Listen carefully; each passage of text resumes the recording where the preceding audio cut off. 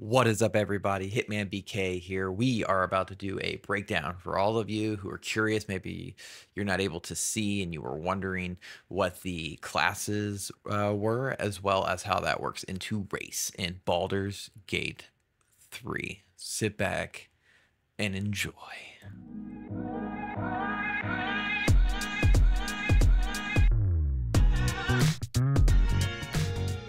Okay.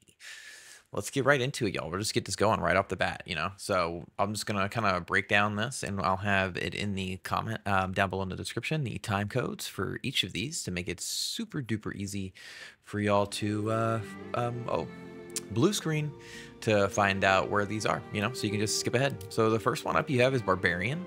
The Barbarian class is going to be the strong embrace, the wild that hides inside, keen instincts, primal physicality, and most of all, an unbridled, unquenchable rage. And what is that? Rage? Rage is a class action you're going to have, y'all. Class action you're going to have. Now, while raging, you are stronger and you deal 2 extra damage with melee and improvised weapons, and when throwing objects. You're going to have resistance to physical damage and advantage on strength checks and saving throws. 10 turns. Rage ends early if you don't attack an enemy or take damage each turn, and you can't cast or concentrate on spells while raging. You get bonus action is Rage Charge. Your class feature is Unarmored Defense, which is while not wearing armor, you add your Constitution modifier to your armor class. However, wearing heavy armor impedes your rage. So if you're running a Barbarian, I would not rock heavy armor. Proficiencies is going to be in simple weapons, martial weapons, and armor, as we just mentioned, light armor and medium armor. And that is going to be your Barbarian class. Your next class that you can choose is the Bard. For the Bard class, music is more than a fancy, it is a power. And through the study and adventure, you have mastered song, speech, and the magic within. That's going to give you some abilities here. So you've got the cantrips. You're going to have Vicious Mockery, deal 1 to 4 damage. It's going to insult a creature and will have a disadvantage on its next attack roll. Or a Blade Ward, which is an aberration cantrip. Take only half the damage from bludgeoning, piercing, and slashing attacks. 2 turns. Your spells you're going to kick off with are Healing Ward. 4 to 7 healing, heal a creature that you can see, no effect on undead and constructs, 18 meters. Dissonant Whispers, 3 to 18 damage, frighten a creature. It'll be easier to hit and it cannot move. Looks like that's going to go for 2 turns. Tasha's Hidden Laughter. It's a level 1 enchantment spell. It's going to leave a creature prone with laughter without the ability to give up. The creature must have an intelligence of 5 or more, and the target can try to shake off the effect each time it takes damage, as well as Heroism. Make yourself a target immune to frightened and gain 5 temporary hit points each turn. 10 turns. Can only have temporary hit points from one source. Also, y'all, let me be very clear. This is my first Baldur's Gate 3 game, so I'm learning as well as I go through this video. I don't know what class I'm even going to choose. Maybe we'll do something tonight when we're streaming where y'all can all come in and help me choose one. And I'm more than happy as well to join anybody who's on PC, obviously, because this is out on PC today. Bardic Inspiration is going to be another action that you're going to have. Inspire an ally and add a +1 d6 bonus to their next attack roll, ability check, or saving throw.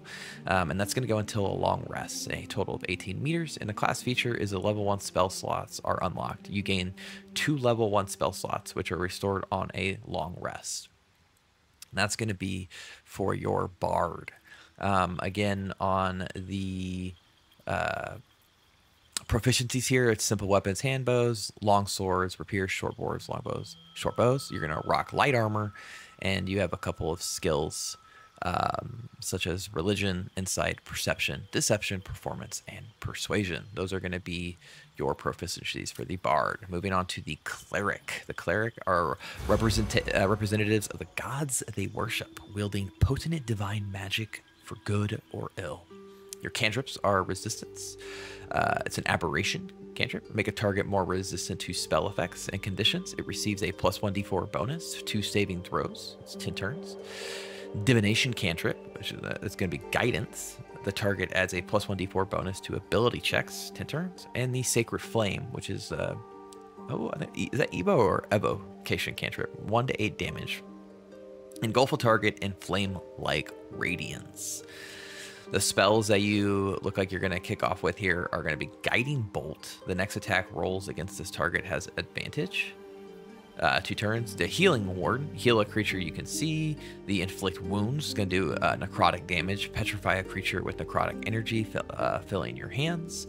Shield of Faith, where you can protect a creature from attacks and increases its armor class by 2 until a long rest. And Bane. Up to 3 creatures receive a negative 1d4 penalty to attack rolls and saving throws. 10 turns. The class features are level 1 spells, slots are unlocked, and domain spells. You gain spells from your domain. They are always prepared. Your weapons are going to be simple weapons, morning stars, long swords, short swords, longbows, short bows, and you're going to rock light, medium, or heavy armor. And again, your skills are history, religion, insight, medicine, and perception. These are going to be your proficiencies with the high elf starting class. There are obviously going to be your subclasses here, your domains, which is life domain, which is going to be an aspect of good deities offering spells that protect and restore the mind, body, and soul, cure wounds, and bless, which you're going to start off with. Those are going to be blessing and healing, and disciple of life. Your devotion empowers your healing spells. So you can come in as a cleric class with the subclass life domain and kind of rock that like full healer.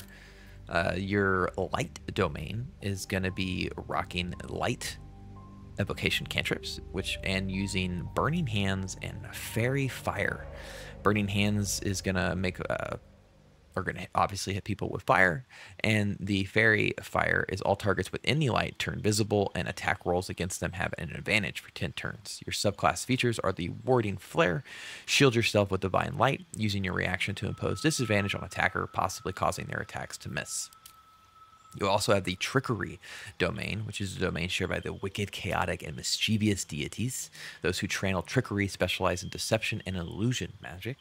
So this is going to be like a trickster class, where you will grant another creature advantage on stealth checks. You also have Charm. Charm a humanoid to prevent it from attacking you. You can gain an advantage on charisma checks in dialogue, and enemies that have an advantage on saving throws against being charmed. And Disguise Self. Magically change all aspects of your appearance. This is always prepared. Also have the Knowledge domain, which is an adaptable, I will not pronounce that right, in all manner of language and skills. Your mind is an intellectual cup brimming with exquisite knowing. And that's going to have the Command spell and the Sleep spell. Go to sleep. And Command is command a creature to flee, move closer, freeze, drop to the ground, or drop its weapon. The Nature domain.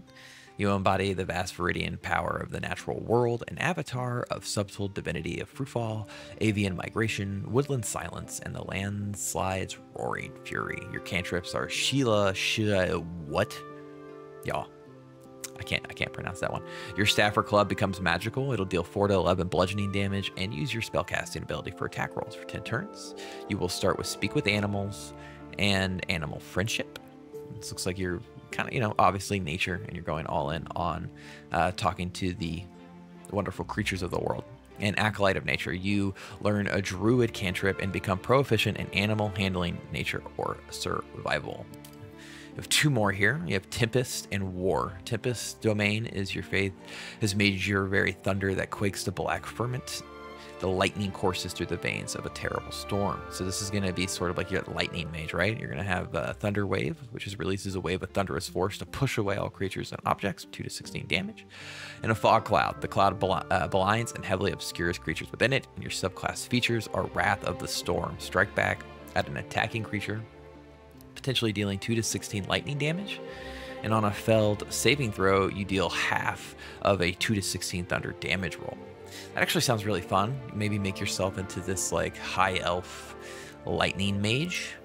War domain is going to be fortified by a holy zeal. You brandish an arsenal of sacramental savagery to use against those who you deem unrighteous. And these spells are Divine Favor and Shield of Faith. Your weapon attack will deal an additional 1 to 4 radiant damage for 3 turns, and you can protect a creature from attacks, increasing its armor class by 2. And your subclass features are War Priest. When you make an unarmed or weapon attack, you can spend a War Priest charge to make an additional tax as a bonus action. So obviously there's a lot here for the Cleric class. You know, I should have also probably gone into the Bard. I think that really just what it comes down to is you'll be able to select a couple of the cantrips as well as your spells and then your starting instrument. And for Barbarian, you can change your backgrounds from Acolyte, Charlatan to Criminal, Entertainer, Folk Hero, Guild Artesian, Noble, Outlander, Sage, Soldier, and Urchin. And these are going to change the skills that you have access to, I believe, at the start. By all means, if I am incorrect, please sound off in the comments. So let's keep going here. We have Druid. The Druid class is going to channel the elemental forces of nature and shares a deep kinship with animals. Mastery of wild shapes allows them to transform into beast from all over the realms. Your cantrips are going to be this one that I can't pronounce that we just went through, and the Thorn Whip, which is going to pull creatures closer to you. Your spells are Ice Knife. Throw a shard of ice that deals 1 to 10 piercing damage. It also will explode to deal cold damage. Thunder Wave, which is the thunderous that will push enemies away. You have Cure Wounds, which will be a healing. Heal a creature that you can touch. Or Healing Reward, heal a creature you can see, or Enhance Sleep, triple a creature's jumping distance. This is probably to close in on people who might be far away from you. Your class feature are level 1 spells slots are unlocked, so you'll gain 2 level 1 spells, which are restored on a long sleep. Looks like you can rock a whole bunch of weapons. Your armor is light and medium, and your skills are nature, religion, animal handling, insight, and perception. The backgrounds for these will change just like the Barbarian. And yeah, that's the Druid. So moving on to the Fighter. Fighters have mastered the art of combat, wielding weapons with unmatched skill and wearing armor like a second skin. And your action here is Second Wind, 2 to 11 healing. Draw on your stamina to heal yourself. So you've got a really strong self-healing skill to kick this off. And your fighting styles, you can change to archery, defense, dueling, great weapon fighting, protection, or two-handed weapon fighting. And these are all the passive features, y'all. So your passive features on archery are gain 2 bonus to ranged. For defense, gain a bonus to armor class. For dueling, when you are wielding a melee weapon that is not two-handed or versatile in one hand and no weapon in the other, you will deal an additional 2 damage with that weapon. Great weapon fighting is when you roll a 1 or 2 on a damage die for an attack. With a two-handed melee weapon, that die is re-rolled 1 time. Protection, when you have a shield and pose disadvantage on an attack against your allies. When you are within 1.5 meters, you must be able to see the attacker. And two-handed weapon fighting, when you make an attack with your offhand weapon, you can add an ability modifier to the damage of the attack. For the next one, we have Monk. This one looks really cool. Honestly, I think a Monk looks like a lot of fun. Channel your cosmetic enlightenment by deftly dodging and efficiently disassembling your foes through stunning strikes and a whirlwind of martial arts attacks. Your action is a flurry of blows, 8 to 14 damage, punch twice in quick succession, and your class features are ki. It's the magic that flows through all living beings. You can use it to exceed your body's physical capabilities. Unarmored defense, your reflexes are as effective as any armor. While not wearing armor, you add to your wisdom modifier. You add your wisdom modifier to your armor class. Martial arts dexterous attacks. Attacks with monk weapons and unarmored attacks scale with your dexterity instead of your strength. This is going to be a high dex build. Martial arts deft strikes. Attack with monk weapons and unarmed attacks. So 1 to 4 bludgeoning damage unless their normal damage is higher. And martial arts bonus unarmed strikes. After making an attack with a monk weapon or while unarmed, you can make another unarmed attack as a bonus action. And it looks like that's it, really. And you have the background here you can change on the monk. For the paladin, you're fueled by... Oh, wait, well, I guess I should go back and also tell you all it's going to be weapons and skills. So, again, there's no armor here, right? Since it had those bonuses to wearing or not wearing armor. And you have simple weapons, short swords, long bows, short bows. And your skills are athletics, acrobatics, religion, insight, and perception. This one looks fun. Paladin, fueled by the oath you swore to uphold justice, justice and righteousness. You are a beacon of hope in dark times. You have 2 actions here. Lay on hands for healing. Use your blessed touch to heal a creature or cure it of all diseases and poisons. And Divine Sense. Gain advantage on attack rolls against Celestials, Fiends, and the Undead. 2 turns. The class feature is Channel Oath charges. 1. You gain the ability to channel the power contained in your Paladin Oath, which you can use to fuel certain actions, replenished by a short or a long rest. You can rock all the armor. You have your skills are Religion, Insight, Perception, Intimidation, and Persuasion. And it looks like your weapon choices here are simple weapons, martial weapons, long swords, short swords, longbows, and short bows. Those are your proficiencies. And then for the subclass, you have Oath of the Ancients, which is you fight on the side of light on the cosmic struggle against darkness to preserve the sanctity of life and the beauty of nature. And that's where you're going to get this healing, and you're going to get the Oath of the Ancient Tenets, which looks like this is tied to being a good human. Oath of Devotion. Following the ideal of a knight in shining armor, you act with honor and virtue to protect the weak and pursue the greater good. Your actions here are Holy Rebuke. Grant an ally a Vengeful Aurora that deals 1 to 4 radiant damage to anyone who hits them with a melee attack for 2 turns up to 18 meters. And your devotion is of the Tenets, which is Courage and Compassion and Duty. Your Oath of Vengeance. Oh, that sounds intense. You have to set aside even your own purity to right wrongs and deliver justice to those who have committed the most grievous of sins. And this is going to be, your actions are, oh, y'all. Well, I'm glad I'm reading them, because clearly my video is in the way. Apologies.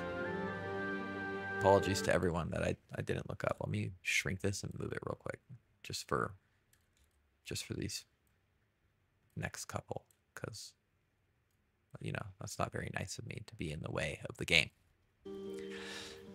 Your actions here are Inquisitor's Might. You or an ally's weapon attack will deal an additional 2 radiant damage and can daze an enemy for 1 turn. And your subclass features are No Mercy. You're all for vengeance. You're all for wrecking. All right, we've got just 5 more. We got the Ranger class, which are going to be all unrivaled scouts and trackers, honing a deep connection with nature in order to hunt their favored prey. You have True Strike as your cantrip. You're going to gain an advantage on your next attack roll for 2 turns. And Beast Tamer. Summon a familiar, a fey spirit that takes an animal form of your choosing. Your weapons are simple weapons, martial, long swords, short swords, longbows, short bows, light, medium armor. And your proficiency skills are Stealth, Nature, Religion, Insight, Perception, and Survival. You're going to be able to swap into Bounty Hunter, Keeper Reveal, a Mage Breaker, a Ranger Knight, or a Sanctified Stalker. You also can change your Tamer to Beast Tamer, Urban Tracker, Wasteland Wanderer, Cold, Wasteland Wanderer, Fire, and Wasteland Wanderer, Poison. This is actually a pretty deep class, it seems like, for something of a Ranger. That sounds cool. Here is your Rogue. Stealth, right? Rogue's all about stealth. Sneak attacks and sneak attack range and melee. And then you can change your background. I mean, everybody knows about rogues, right? Sorks, which is something I may start with. I'm just a huge sucker for magic. Our sorcerers are spellcasters, drawing on inherent magic from a gift or a bloodline. You're going to get Bone Chill, Necrotic damage, Acid Splash, obviously Acid, True Strike, which is gain an advantage on your next attack roll, and Light. Infuse an object with an aurora of light until a long rest. So that means you can kind of light up dark places. Your 2 spells you start with are Chromatic Orb, which is going to deal 3d8 thunder damage. You're going to hurl a spear that deals 3 to 24 thunder damage and possibly creates a surface on impact. Or a Magic Missile, which will deal 6 to 15 damage. It's a force, a 3d4 plus 3 force skill. Shoot 3 magical darts, each dealing 2 to 5 force damage. They always hit their target up to 18 meters. And obviously you're going to have the level 1 spells unlocked, so you get 2 spells. Your proficiencies are daggers, quarterstaffs, like crossbows, long swords, short swords, longbows, and short bows. And obviously your skills are based around being a source, right? So Arcana, Religion, Insight, Perception, and Persuasion. And you can come in here and then change your cantrip selection by choosing from the spell list below. Cantrips don't use spell slots. Spell slots are used to cast spells. Each spell has a level, which can only be cast with a spell slot, and you regain spell slots by taking a long rest. So these can be cast at will, right? These are either going to be the cast at will ones, and you can get Blade Ward, Acid Splash, Mage Hand, Poison Spray, True Strike, Friends, Dancing Light, Firebolt, Light, Ray of Frost, Shocking Grasp, Minor Illusion, and Bone Chill. As well as the spells. These will go into spell slots, and the spells you can select are Burning Hands, Charm, Chromatic Orb, Color Spray, which you can blind, Disguise Self, Expeditious Retreat, you're going to gain a dash, False Life, Featherfall, Fog Cloud, Ice Knife, Enhanced Sleep, Mage Armor, Magic Missile, Ray of Sickness, Necromancy Spell, who doesn't want to be a Necromancer, Shield, Sleep, Thunder Wave, and Witch Bolt. I would honestly announce all of those, but I'm like losing my voice, y'all. There's so much detail in here. It's pretty crazy. This is wild. We have two more. You have a Warlock, bound to pact to an all-powerful patron. Warlocks trade their loyalty for supernatural abilities and unique magic. Your cantrips they have here are Eldritch Blast, conjure one beam of crackling energy, and a Blade Ward. Take only half the damage from bludgeoning, piercing, slashing, and you gain Warlock spell slots. Weapons that it's proficient with are simple weapons, long swords, short swords, longbows, short bows. You're going to rock a light armor, and you'll have Arcana, Religion, Insight, Perception, and Intimidation as your proficiencies. And again, just like the Sorc, you can come in here and select a bunch of different abilities to start with, as well as a subclass. Oh, the Warlock will actually have a subclass. So the subclasses here are the Fiend, which is going to give you armor of a I don't play a lot of D&D. As a matter of fact, I don't play any. So some of these things I won't be able to pronounce. But this is going to give you 5 temporary hit points and deal 5 cold damage. And Arms of Hadar, or Hater, which is necrotic, which prevents the targets from using reactions. And Dark One's Blessing. When you reduce a hostile creature to 0 hit points, this gift from your patron grants you 4 temporary hit points. The Great Old One. Warlocks bound to Eldrick's being in the far realms work towards inscrutable goals, gaining strange powers over entropy and the mind. So you get Dissonant Whispers, frighten a creature. It'll be easier to hit and cannot move. And the Hideous Laughter, which is I think I mentioned just previously, which is leave a creature prone with laughter and without the ability to get up. Your subclass feature is Mortal Reminder. When you land a critical hit against a creature, that creature and any nearby enemies must succeed a Wisdom saving throw or become frightened until the end of the next turn. Oh, that sounds really good. The Archfey is graced by Lady or Lord of the Fey. You are imbued with all the sumptuous and scary qualities of your patron's extraordinary realm. Fairy Fire and Sleep. And your action is Fey Presence. Charm or frighten nearby foes with Feywild's bludgeoning, disturbing magics. 2 turns. Oh, man. Sorc, Wizard, or Warlock. All 3 of these are going to be hard for me to choose. Wizards master the arcane spade by specializing in individual schools of magic, combining ancient spells with modern research. You get Mage Hand, Ray of Frost, Poison Spray, and you start off with 1, 2, 3, 4, 5. What's that? 6 spells? Which I assume, yes, you can come in and alter from the same. Let me make sure. Yeah, this is the same available list as the Sorc. So my guess here is, yeah, you essentially with Wizard, you're starting with 3 cantrips and 6 spells. With Sorcerer, you're starting with 4 cantrips and 2 spells. And your action here is Arcane Recovery, so you're going to replenish spell slots while out of combat. You cannot restore spell slots above the 5th level. So that's pretty interesting. And that is all of the classes that they have in the Baldur's Gate 3 starting game. We're going to put another video out going over the sub-race. The sub-race really kind of does depend on the class you choose. I hope you guys enjoyed this little walkthrough, and check out the sub-race walkthrough. I'm really excited to play this tonight, and I look forward to seeing you there. I'm Hitman BK. Until next time, Baldur's Gate 3. It's out.